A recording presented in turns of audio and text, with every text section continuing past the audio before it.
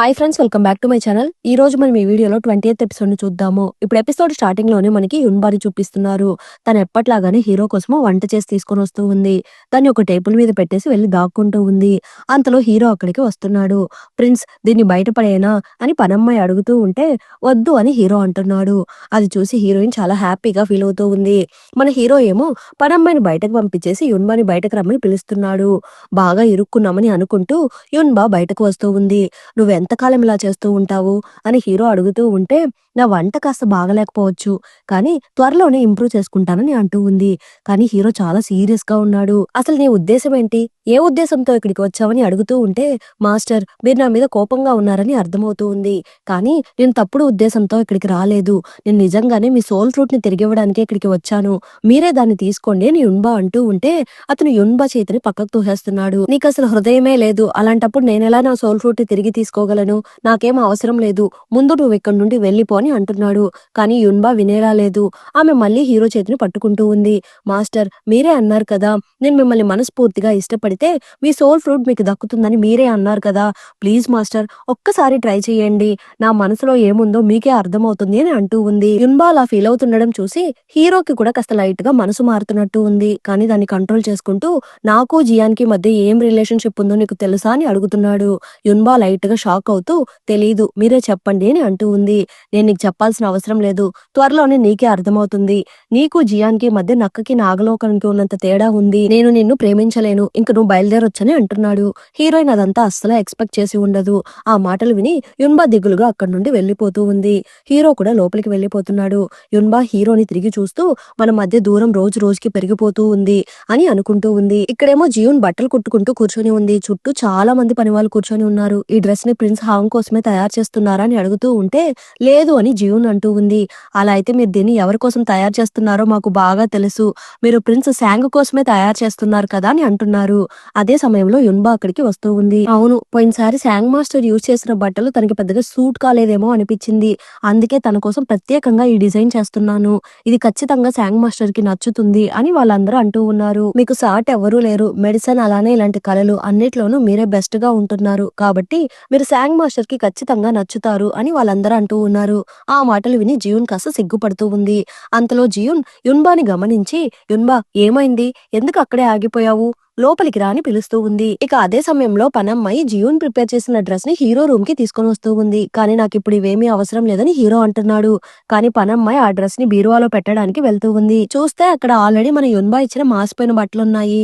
ఆమె దాన్ని హీరో దగ్గరికి తీసుకుని వచ్చి, ప్రిన్స్ ఈ డ్రెస్ బాగా పాడైపోయింది, దీన్ని పడేయనా అని అడుగుతూ ఉంటే, వద్దు అని హీరో అంటున్నాడు. కానీ జియూన్ మీకోసం కొత్త బట్టలు పంపించారు కదా, అది ఉన్నప్పుడు ఈ పాత డ్రెస్ ఎందుకు అని అడుగుతూ ఉంది.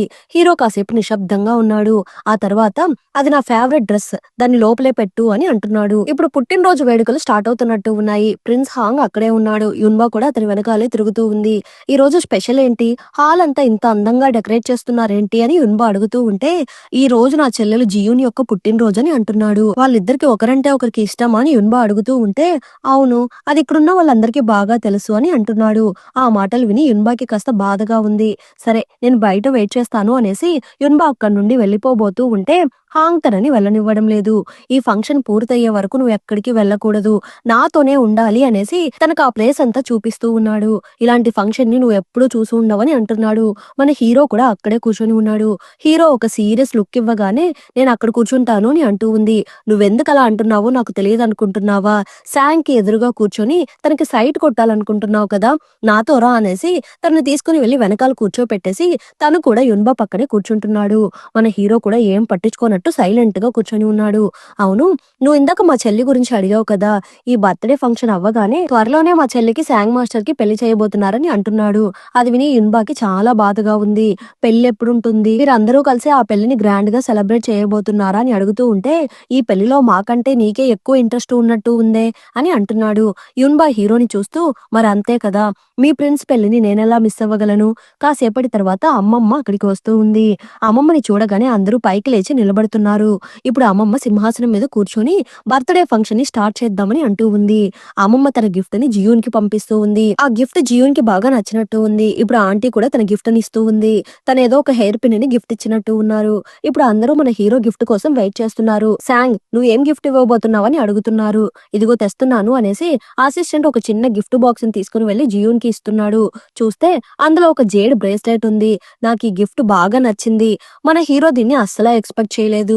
ఎందుకంటే తనకి మూడ్ బాలేదని చెప్పి ఒక మంచి గిఫ్ట్ సెలెక్ట్ చేయమని చెప్పి అసిస్టెంట్‌కి చెప్పి ఉంటాడు. కాబట్టి అసిస్టెంటే ఆ గిఫ్ట్‌ని సెలెక్ట్ చేసి ఉంటాడు. "నేను చెప్పిందేంటి? నువ్వు చేసిందేంటి?" అన్నట్టు హీరో సీరియస్‌గా అసిస్టెంట్‌ని చూస్తున్నాడు. జియూన్ ఆ గిఫ్ట్ అని హీరో ఏదో చెప్పబోతూ ఉంటే అంతలో అమ్మమ్మ మాట్లాడడం స్టార్ట్ చేస్తూ ఉంది. జియూన్ అలానే సాంగ్ ఇద్దరు ఒకరినొకరు ఎంత ఇష్టపడుతున్నారో మనందరికీ బాగా తెలుసు. ఇప్పుడు ఈ గిఫ్ట్ ద్వారా అది ఇంకా కన్ఫర్మ్ అయిపోయింది. కాబట్టి వాళ్ళిద్దరికి పెళ్లి చేస్తే వాళ్ళిద్దరూ ఒక మంచి జంటలా ఉంటారని అంటూ ఉంది. ఆ మాటలు విని జియూన్ చాలా హ్యాపీగా ఫీల్ అవుతూ ఉంది. అక్కడున్న వాళ్ళందరూ అవును వాళ్ళిద్దరూ మంచి జోడీ అనేసి క్లాప్స్ కొడుతున్నారు. అది చూసి యున్బా తట్టుకోలేకపోతూ ఉంది.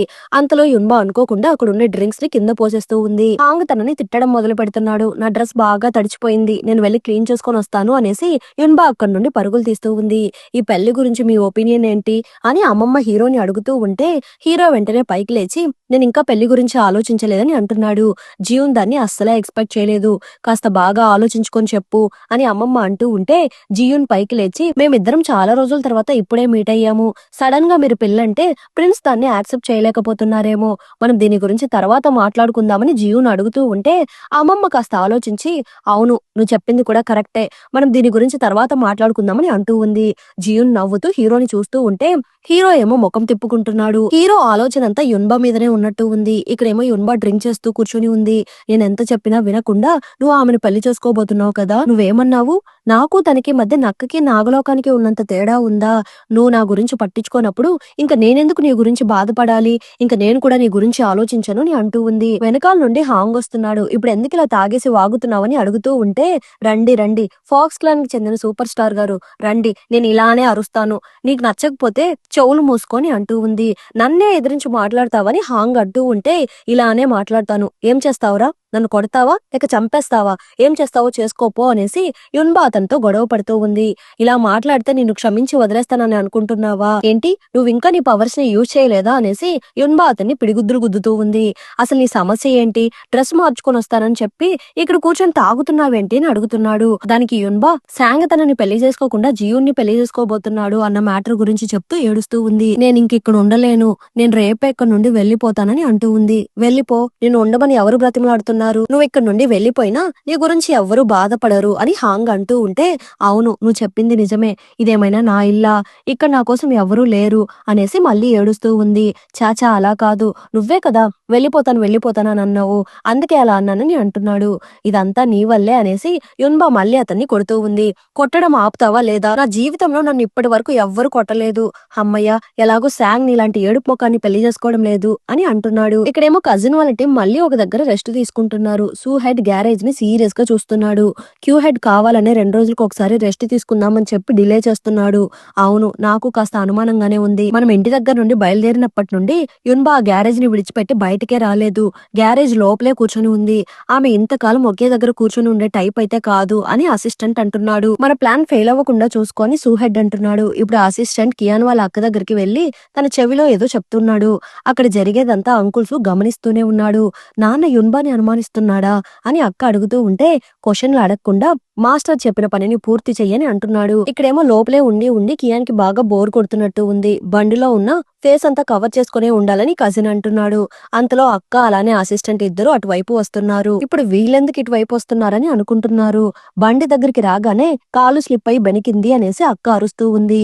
ఇప్పుడు ఏం చేద్దామని కియాన్ అడుగుతూ ఉంటే కాసేపు కాముగా ఉండు ఏం జరుగుతుందో చూద్దామని కజిన్ అంటున్నాడు. అంతలో అసిస్టెంట్ కజిన్ తో అక్క కాలికి కాస్త దెబ్బ తగిలింది. తను నడవలేకపోతూ ఉంది. తనని మీ బండిలో ఎక్కించుకుంటారా అని అడుగుతూ ఉంటే కజిన్ వద్దని అంటున్నాడు. కాళ్ళ నొప్పులకు సంబంధించిన మెడిసిన్ ని విసిరివేస్తూ దీన్ని వేసుకుని నడుచుకుంటూ వెళ్ళండి అని అంటున్నాడు.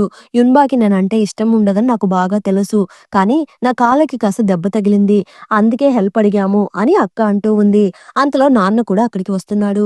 ఈ బండి చాలా చిన్నది. అందులో ముగ్గురు సరిపోరు. కాస్త ఇరుగ్గా ఉంటుంది అని నాన్న అంటున్నాడు. కానీ నేను అడ్జస్ట్ అవుతాను అనేసి అక్క బండిలోకి ఎక్కబోతూ ఉంటే కజిన్ కజిన్ డోర్ ఓపెన్ చేసుకుని బయటకు వచ్చి, "మాకు స్మాల్ పాక్స్ సోకింది. మా దగ్గరికి వస్తే అది మీకు కూడా స్ప్రెడ్ అవుతుంది. అందరూ కాస్త దూరంగా ఉండండి" అని అరిచేసి లోపలికి వెళ్ళిపోతున్నాడు. నాన్న వెంటనే ప్లేట్ మార్చేస్తున్నాడు. "నేను దీని గురించి మీకు చెప్పకూడదనుకున్నాను. కానీ ఇప్పుడు అందరికీ తెలిసిపోయింది. గ్యారేజ్ లోపలికి మాత్రమే కాదు, మీరందరూ గ్యారేజ్‌కి ఎంత దూరంగా ఉంటే అంత మంచిది" అని నాన్న అంటున్నాడు. కానీ అంతలో అంకుల్ సు అక్కడికి వస్తున్నాడు. "యున్బా, నీకేమైంది? నేనొకసారి చెక్ చేస్తాను. ప్లీజ్ నన్ను మాత్రం లోపలికి అలో చెయ్యని" అంటున్నాడు. అందరూ టెన్షన్ పడుతూ చూస్తూ ఉన్నారు. లోపల నుండి కియాన్ చేతులు చాపుతూ ఉంది. అతను చేతిని చెక్ చేయడం మొదలు పెడుతున్నాడు. "అవును, నిజంగానే స్మాల్ పాక్స్ సోకినట్టు ఉంది" అని అంటున్నాడు. అది మాత్రమే కాకుండా యున్బా చేతికి ఉండే గుర్తులు కూడా ఆమె చేతికున్నాయి. కియాన్ వెంటనే తన చేతిని వెనక్కి తీసుకుంటూ ఉంది. "చూసేసావు కదా, పద ఇంక బయలుదేరదామని" నాన్న అంటున్నాడు. లోపలేమో ఇద్దరు దురద తట్టుకోలేక గోక్కుంటూ ఉన్నారు. నిజంగానే యున్బా బాగా తెలివైన అమ్మాయి. తనిదంతా ముందే ఊహించి స్మాల్ ఫాక్స్ రావడానికి మందిచ్చి పంపించింది. తను నా చేతి మీద ఘాటు పెట్టుకోమంటే నేను తనని పిచ్చిదనుకున్నాను. కానీ చివరికి తను ఊహించినట్టుగానే అంకుల్సు నన్ను చెక్ చేశాడు అని కియాన్ అంటూ ఉంటే, "నేను ముందే చెప్పాను కదా, యున్బా చాలా తెలివైనది. యాంటీడోస్ పనిచేయడం మొదలు పెట్టేంత వరకు కాస్త అడ్జస్ట్ అవ్వు" అని కజిన్ అంటున్నాడు. "ఇవన్నీ ఓకే, కానీ కరెక్ట్ టైంకి తను మూన్ మౌంటైన్ దగ్గరికి రాకపోతే అప్పుడు చెప్తాను మీ ఇద్దరి సంగతి" అని కియాన్ అంటూ ఉంది. ఇక్కడేమో మన యున్బాకి జీవితం మీద విరక్తి కలిగినట్టు ఉంది. దిగులుగా ఒక చెట్టు మీద కూర్చుని ఉంది. "అలా అయితే మీకు మీ సోల్ ఫ్రూట్ కూడా అవసరం లేదా" అని అనుకుంటూ ఉంది. ఇక అదే సమయానికి మన హీరో తన రూమ్ నుండి బయటకు వస్తున్నాడు. యున్బా కూడా హీరోకి ఎదురుగా వెళ్తూ ఉంది. కానీ ఇద్దరు ఒకరితో ఒకరు మాట్లాడుకోకుండా వెళ్లిపోతున్నారు. కొంచెం దూరం వచ్చాక, "నేను రేపు ఇక్కడ నుండి వెళ్లిపోబోతున్నాను" అని యున్బా అంటూ ఉంటే, "ఓకే" అని హీరో అంటున్నాడు. "నీ మనసులో నాకు చోటు లేనప్పుడు నేను నా సోల్ ఫ్రూట్ ని తీసుకుని ఏం చేయాలి" అని హీరో మనసులో అనుకుంటున్నాడు. అలానే యున్బా కూడా మనసులో, "మీ మనసులో ఆ జీవన్ ఉన్నప్పుడు ఇంక నేను ఇక్కడుండి ఏం లాభము?" ఇద్దరు అలా ఆపోజిట్ డైరెక్షన్ లో నడుచుకుంటూ వెళ్తూ ఉన్నారు. అప్పుడు సడన్ గా హీరో నోట్లో నుండి రక్తం వస్తూ ఉంది. అంతటితో ఈ ఎపిసోడ్ ఎండ్ అయింది. మళ్ళీ నెక్స్ట్ ఎపిసోడ్ లో కలుద్దాం. ఈ ఎపిసోడ్ ఎలా ఉండిందో తప్పకుండా కమెంట్ చేయండి. ప్లీజ్ సపోర్ట్ చేయండి.